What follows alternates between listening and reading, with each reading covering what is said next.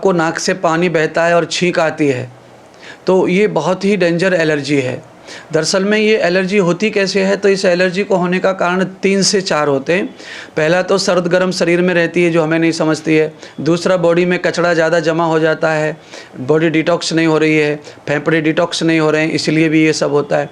और तीसरा ये है कि आपकी नाक में हो सकता है मांस बढ़ रहा हो। चौथा, हड्डी बढ़ रही हो सकता है कि आपको साइनस हो। तो ये प्रकार से कारण होते हैं और इसके कारण ही छींक और नाक से पानी बहने की ये बीमारी बन जाती है। तो ये नाक से जो पानी बहता है, ये पानी दरअसल में क्या होता नहीं है, ये जो आंसू है, ये आंसू नहीं होते हैं, ये भी एक खून का ही प्रकार होता है, ये भी रक्त का ही प्रकार है।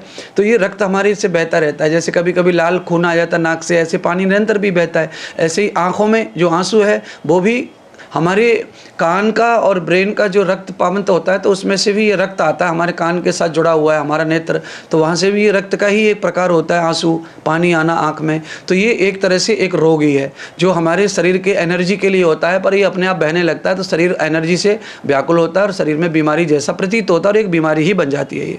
तो इसका अब उपाय क्या है, तो इसका उपाय बहुत ही सुंदर है। इसका उपाय बादाम का तेल है।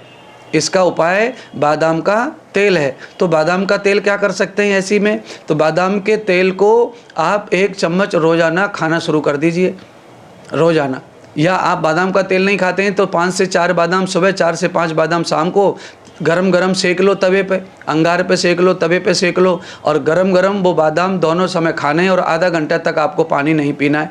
बादाम गरम गरम जब आप खा लेते हैं ना, तो उसके साथ में 1 काली मिर्ची या तो 1 लौंग, एक रोज़ खाते जाइए और मुंह में डाल के रखिए उसको। या तो काली मिर्ची को मुंह में डाल के रखिए, चबाते रहिए देर तक, या तो लौंग को डाल के रखिए, चबाते रहिए देर तक।